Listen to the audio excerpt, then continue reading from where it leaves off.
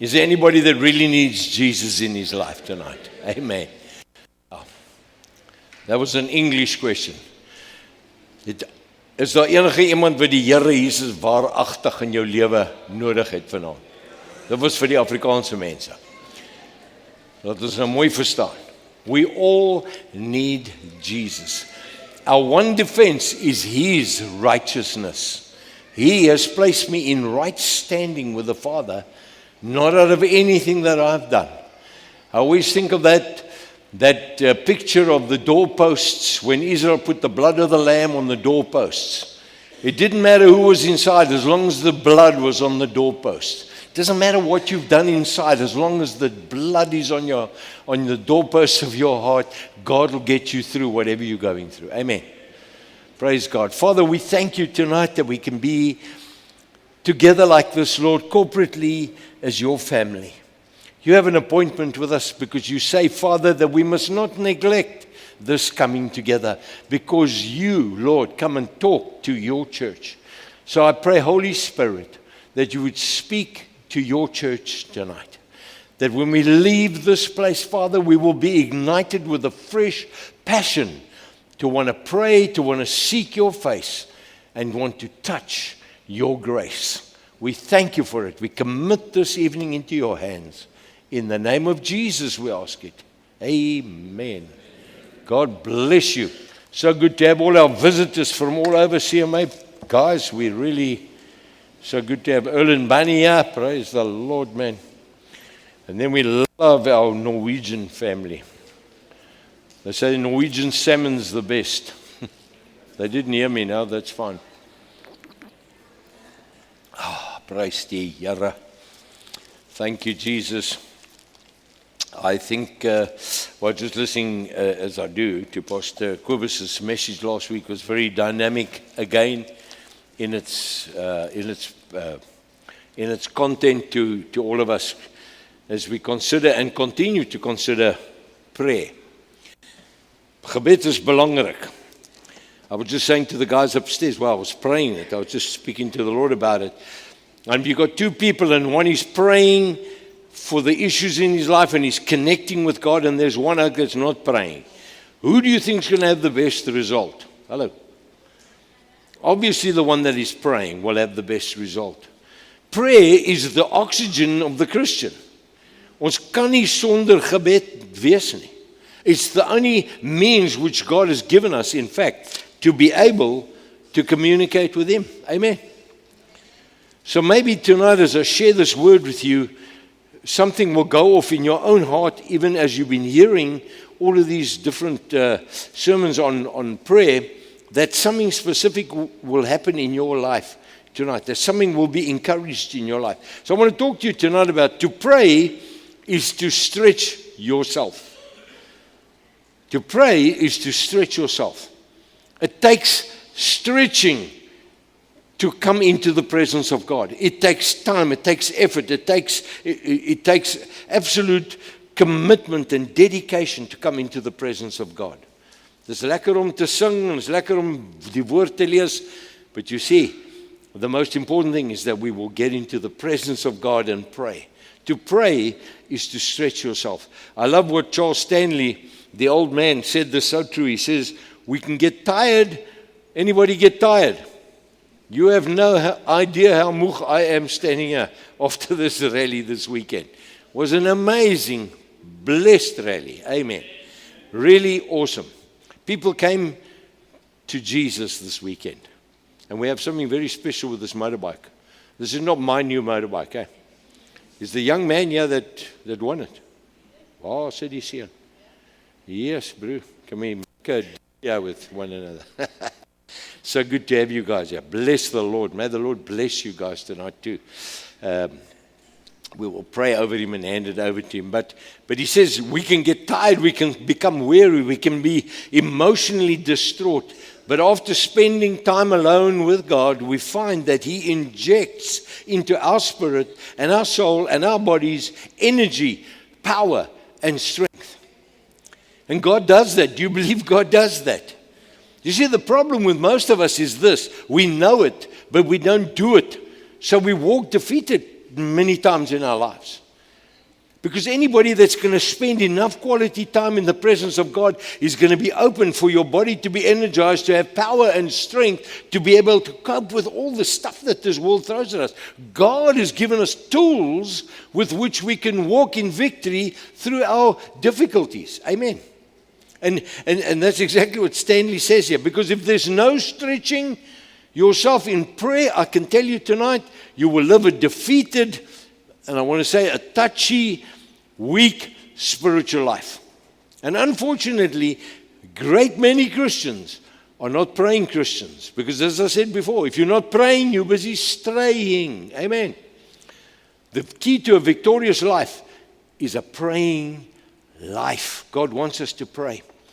So I want to use this as a scripture tonight as a foundation, because I want to come with a whole new angle to something here. As I was prepping this, something that came to my mind on this scripture.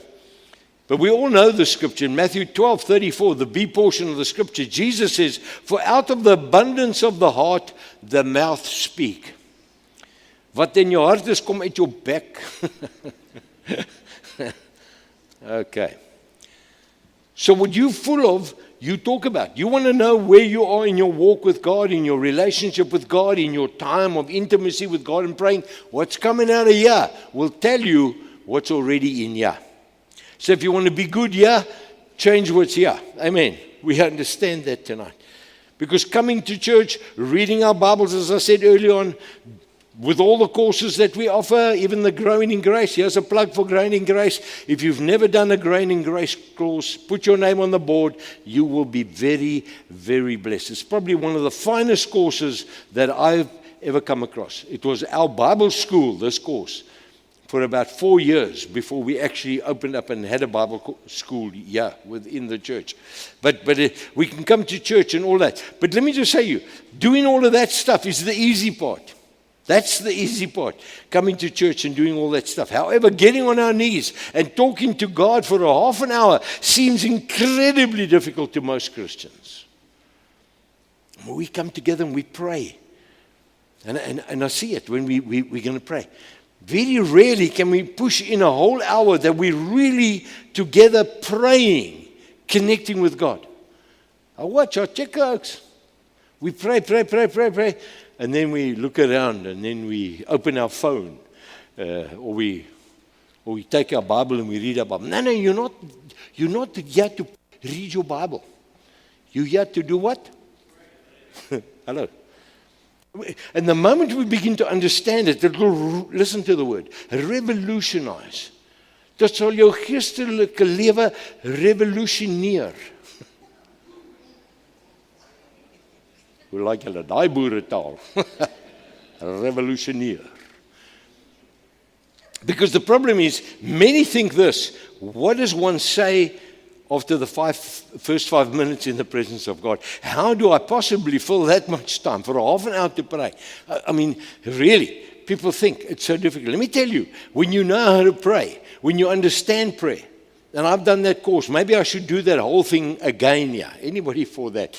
That little bookmark I gave out to the church a long time ago of how to pray.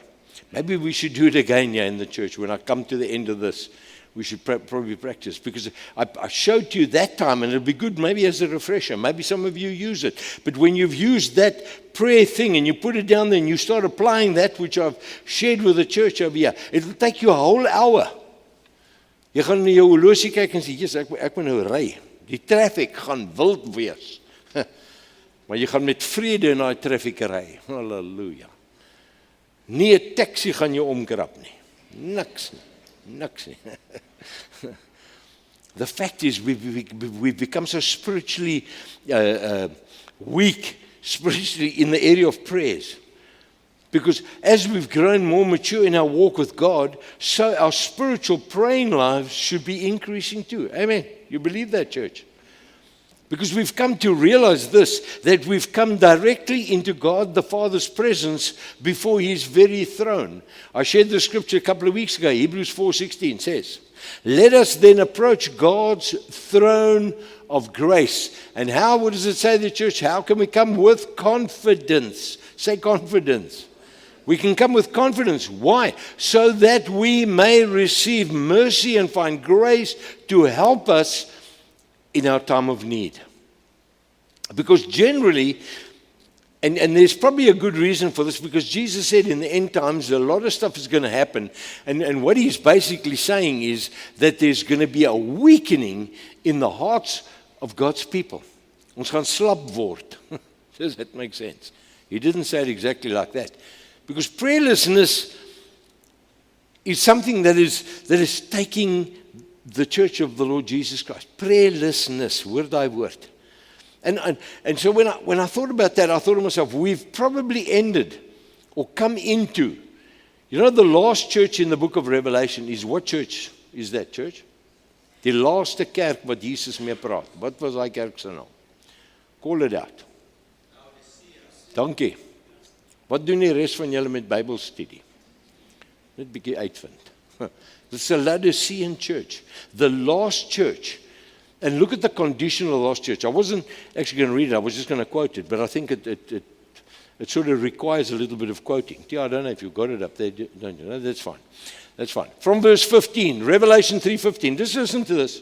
Jesus speaking to the church at Laodicea, the last church, he says, I know your record of your works. You see, nothing's hidden before God. I'll show you that in Scripture just now. He says, and what you are doing, you are neither cold and you're neither hot. I would have it that you were cold or hot. Kyk, as jy koud is, kan die Here iets met jou doen. As jy aan die brand is, dan kan hy baie met jou doen. Maar as jy lauwarm is, hoor wat sê hy. So because you are lukewarm and neither hot or cold, I will spew you out of my mouth. That word spew, very interesting in the Greek, is vomit. Remember that day when you were still shaping so bad and you used to hang around George? Dis daai Here. You see, all the bikers know exactly what I'm talking about now. As jou voet so op die vloer sit, dan haak jy daai hele kamer in. Been there, done that. Thank you, Jesus, for his deliverance. Hallelujah. Julle skyn heilig is.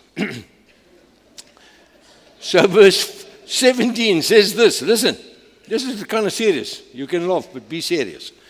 He says, for you say, I'm rich, I've prospered, and I've grown wealthy, and I'm in need of nothing.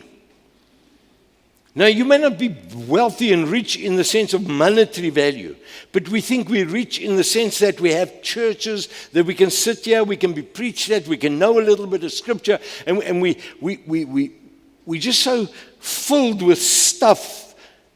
And we're busy with the God of the things and not, we're busy with the things of God and not God of the things. Amen. That's what Jesus is saying here. He said, and you've grown wealthy and you're in need of nothing. And you do not even realize and you don't even understand that you are the wretched, pitiable, poor, blind, and you're somewhere naked. You don't even know it. He's talking to the end church. And he's talking about attitude. And then Revelation 3:20, many people use this when we lead sinners to the Lord. God says, I stand at the door and knock. But he's writing to the church here. You see what's happened is we've done church so well and we don't communicate with our Father. He's outside. He says, I stand and I'm knocking at the door. If any man will open up, I will come in and I will fellowship with him again. Wat sê hy? Hy sê, dis tyd dat julle besig met my kom meng en met my praat en met my kom communicate. That's what Jesus is busy saying to us in that scripture over there. Because prayer, unfortunately, has slid from the former place of importance. And that's why I say to you, to pray is to stretch yourself. Church, the challenge to you tonight, as you hear this message, is to challenge yourself, to stretch yourself. That you don't pray easy, simple little prayers, but that you press into the presence of the Lord Jesus Christ. Amen. That's really what I want to say tonight. Who knows a great evangelist, great writer, powerful man of God, deeply anointed by the Holy Spirit, a guy by the name of Leonard Ravenhill. Anybody heard of that? It's worth reading one or two of his books. That'll shake the nonsense out of you. Hallelujah. This is what he says here. Number one, he says, the early church, that's not the Laodicean church, and I've read the Laodicean church, so you can understand what he's saying over here. Because he's talking about the early church where people prayed, and they prayed through the night, and they prayed for revival, and they prayed for healing and for sickness and financial prosperity and breakthroughs. People prayed through the night for this stuff. But today, we have a prayer meeting and 6 people pitch. The early church was married to poverty, to prisons and persecution. Today, the church is married to prosperity, personality, and popularity.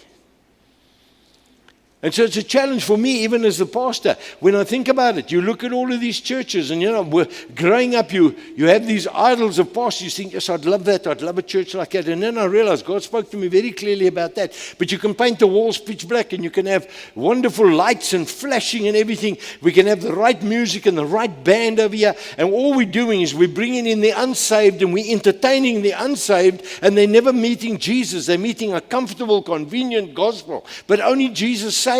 And you're on your way to hell if you don't repent and turn to Jesus.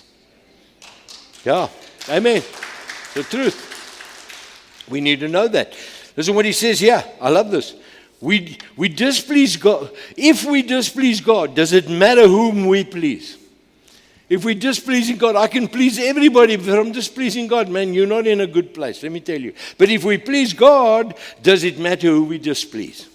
I couldn't care less who I displease when I'm walking in the principles and the values and the actions of the Word of God.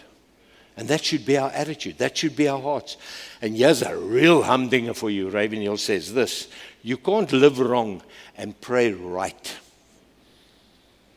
God, don't I know that? That's the truth. You can't live wrong and pray right.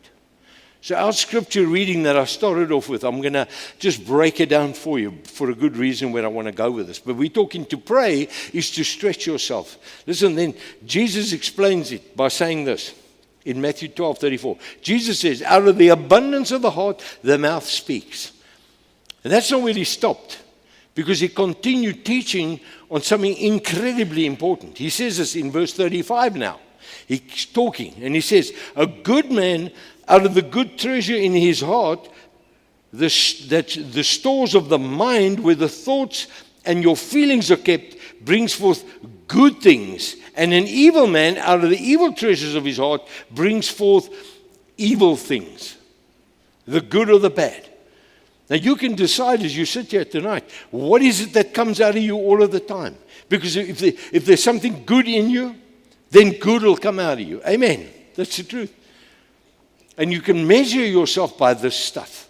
That's what Jesus is saying. He concludes by warning us that the judgment is coming. And listen to this. Even our idle words, our little idle words will be scrutinized. And we're going to give an account to God for that. Because he carries on saying, listen to verse 36. But I tell you that everyone will have to give an account on the day of judgment for every empty word that they have spoken. Anybody yet tonight that has spoken a few empty words? Yes, but I feel like, yeah, Lord, I'm not committing myself now. I was like, listen, gooi your hand up high and say, Lord Jesus, I repent of idle words. Help me to speak good words, Lord. Help me to change what's in here, because if you want to speak good words, you need to change what's in here. That's what the Word of God says. Isn't it what he says, eh? Our words will either condemn us or they will acquit us. Hulle sal ons vryspreek or they're going to condemn us.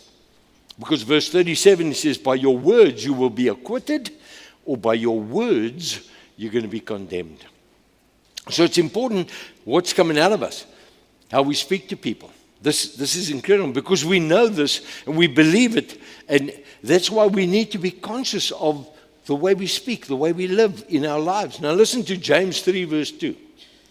He says, for we all, and listen to the word he uses, often, say often. You know what often is, eh? It's often.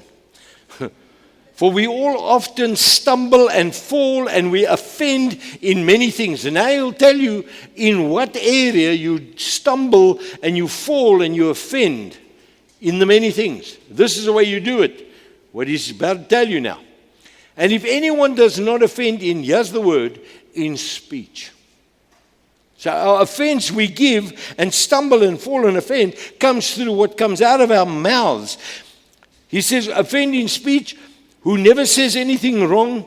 This kind of person, he's a fully developed character. He's a perfect man. He's able to control his whole body and to curb his entire nature.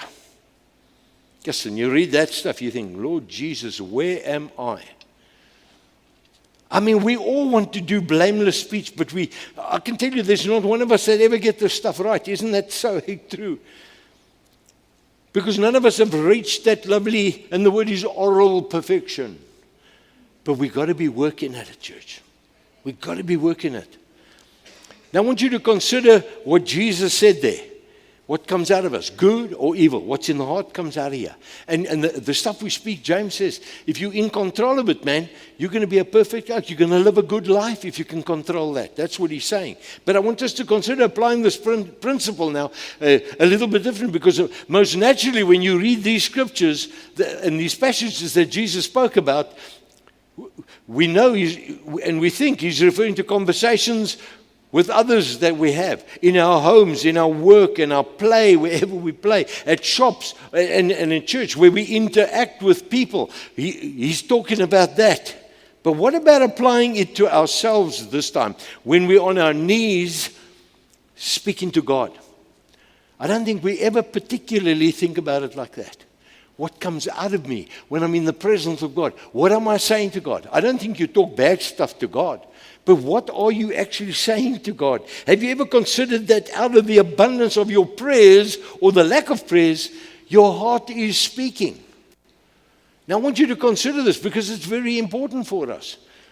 That we don't just rammel off a few words and then daar gaat ons. Ek het nou gebid. Nee, dit werk nie so nie. We need to communicate with Daddy. And tonight I'm talking to praise, to stretch yourself. And I want to talk about stretching yourself a little bit in that times when you spend with the King. Here's a couple of things on the overhead there. Do you deeply consider what you say to God? Do you? Ek gaan nou met die Here praat. Dink jy oor wat jy nou vir die Here sê? Of mompel jy net klomp goed? And as Jackie was saying this morning when he ministered, it wasn't interesting. He was saying, he used to be the gimme prayer. He loved that. Lord, gimme. My name is Jimmy, and I want and I need and I please. Just give me. Many people have that thing. But when you come into the presence of God, 2 weeks ago back, I spoke about that we should intercede, that we should be praying for one another, praying for our brothers and sisters, praying for their needs. That's what we should be doing. Then here's the next one. Do you take time to organize and improve how you present your requests to God? You're talking to the God of the universe now.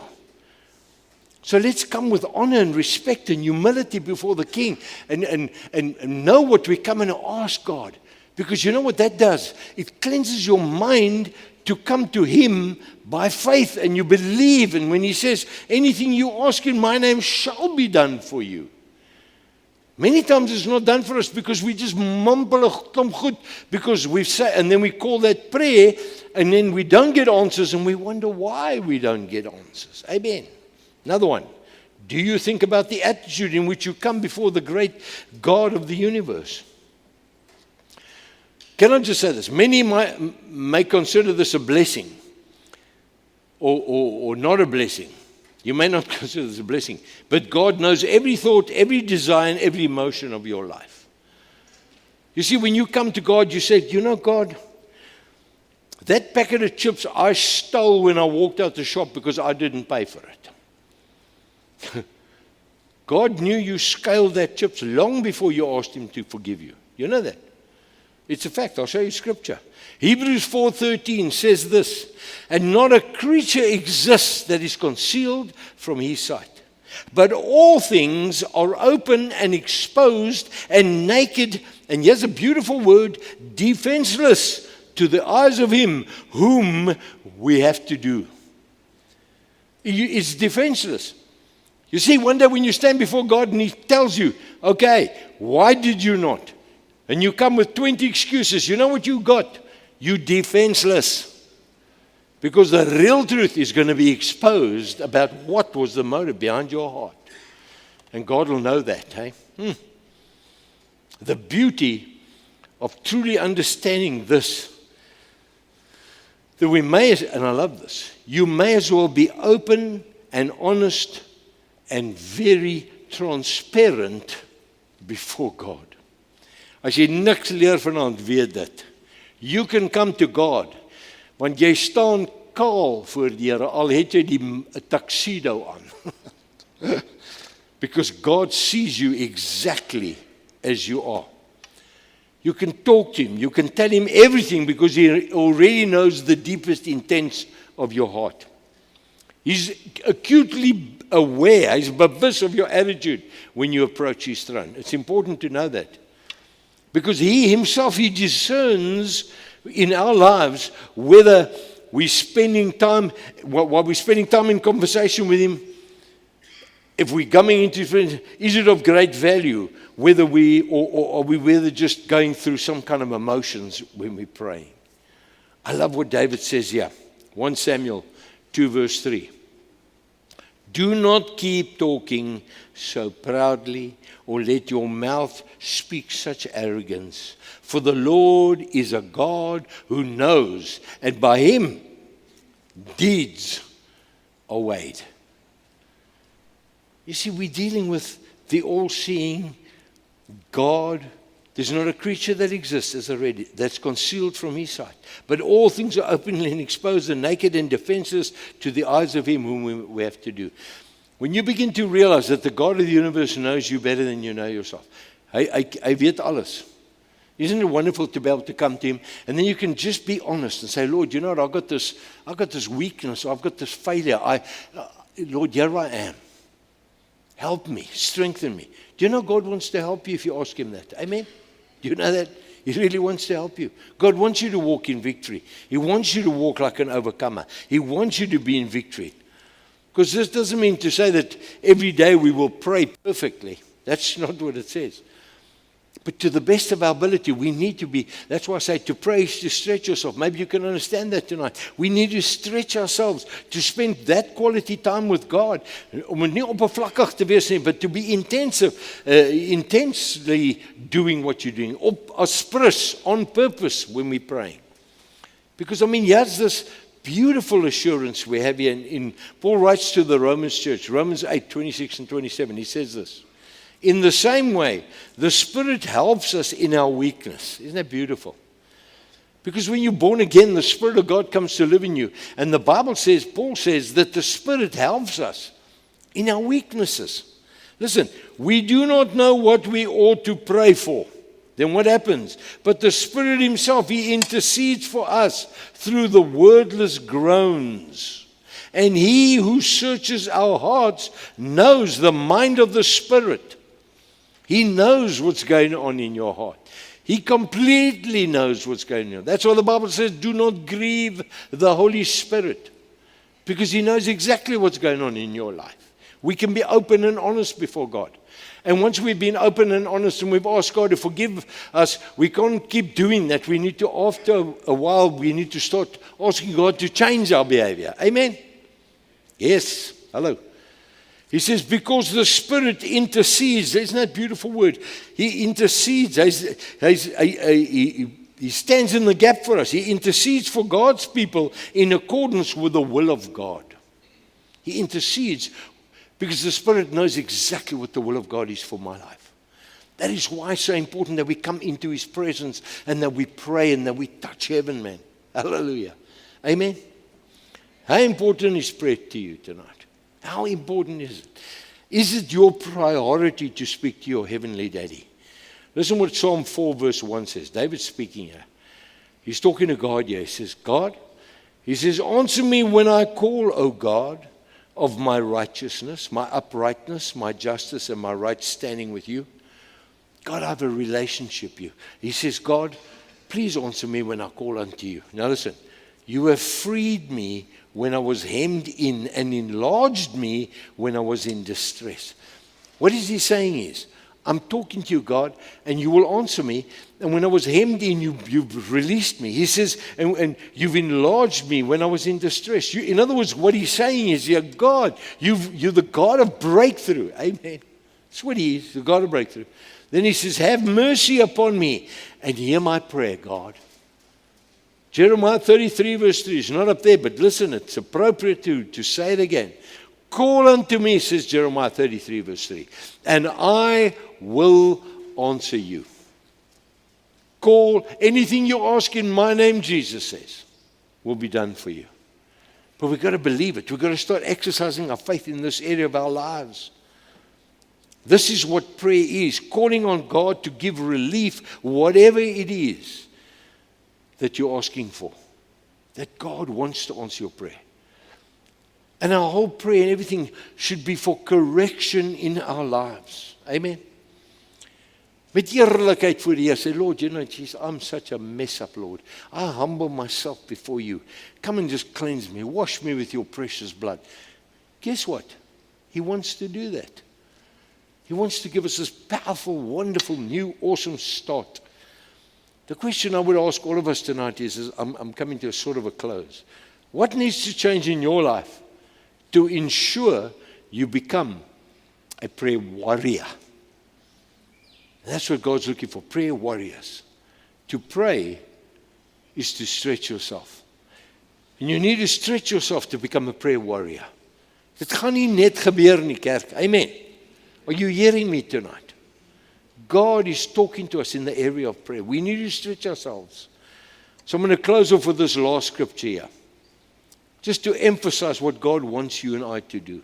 You know, Paul has just written, he says our warfare is not against flesh and blood, but spiritual wickedness in high places, despotisms, evil spirits. And our warfare is not against flesh and blood, but against spirit stuff. And then he says, man, put on the armor of God, the helmet of salvation, breastplate of righteousness. He says, and the belt of truth, and the shield of faith, and the shoes of the readiness to go and carry the gospel, and the sword of the Spirit, which is the word of God. And then we stop there, but it's not where it stops, because to be able to empower a man of God fully clothed with the armor of God, we forget the most important part of it. And that's this. Listen what he says. In Ephesians 6 verse 18, he concludes and he says, pray at all times. How many times must we pray, church? All times. 1 Thessalonians 5 verse 18, never cease to pray. Why do you think they wrote this stuff in the scriptures? Just so we can read it and it sounds good? No. It is an information manual, this. The Bible. Basic instructions before leaving earth. Bible. That's what it is. And then he says, pray all the time, on every occasion, in every season. I think if more people prayed in every season, they wouldn't come to me and say, Pastor, we've come to the end of our season in your church. We're going to have another season. God help us. It always reminds me of that orchard. I've said it so many times, but when I was traveling there through Grabouw and I saw one of those pear trees that they grow beautiful pears there. The pear tree jumped over the fence and he was running across. I nearly hit the pear tree, but he said, no. I said, where are you going? He says, no, it's my season to grow with those oaks now. Hello. They do not uproot themselves. They remain where they planted to grow good fruit. Hello. Amen. He says, pray at all times, on every occasion, on every season. How do I pray? In the Spirit. With all manner of prayer and entreaty. That word in Afrikaans, entreaty, is met alle smekinge. We pray with smekinge. To that end then, because he's told us to pray. How do we do this? He says, keep alert and watch. How? With strong purpose and perseverance, interceding on behalf of all the saints, God's consecrated people.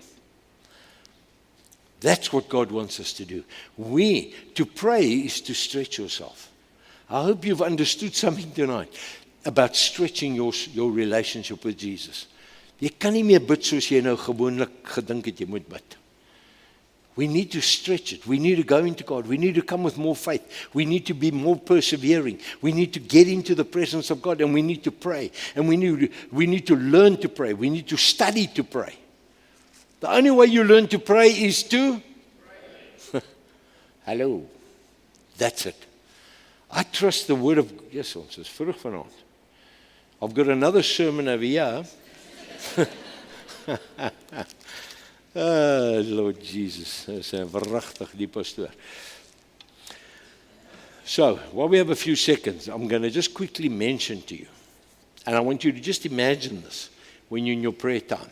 And I'm considering probably sharing this with you sometime.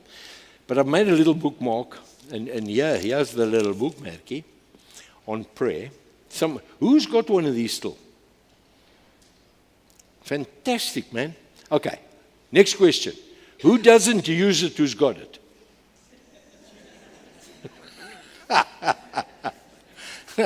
God, jy het nie een man. Can you see everybody put up their hands? The pastor like, boom, collapse. So I'm just going to give you a quick little summary over here. And I want you to imagine, we're going to talk time now with this. You start off and you come into the presence of God with praise, because He's worthy. Our Father which art in heaven, hallowed be your name. Hallowed means all awesome, all glorious. You come into His presence. When you know that you're coming into His presence, you come humbly, because He's got the final say over your life. You know that, eh? And you come in there with all your vrot goed what you know, and you think He doesn't know all my stuff. I've got a surprise for you. Come in there and just praise Him. Secondly, that praise can take probably 2 minutes. Praise Him, glorify Him, thanking Him for who He is. And then just a moment of waiting. I'm in your presence, Lord.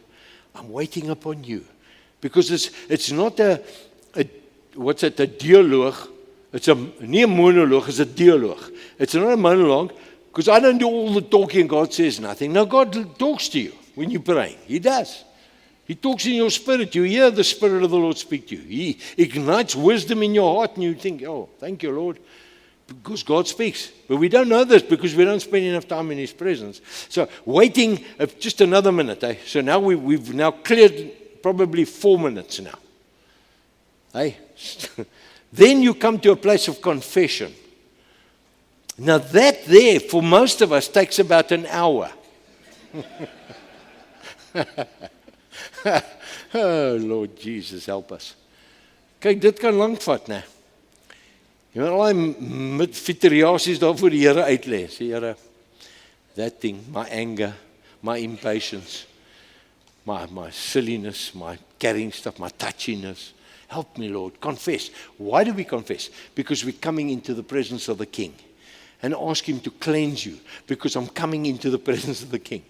That's why they took a lamb and they slachted, but Jesus is the lamb. So I can rely on Jesus now. We have access to the throne of God through the blood of Jesus. He is our high priest now, and He intercedes for us. That's why we come and we ask God to forgive. You go touch the mercy seat. Confession.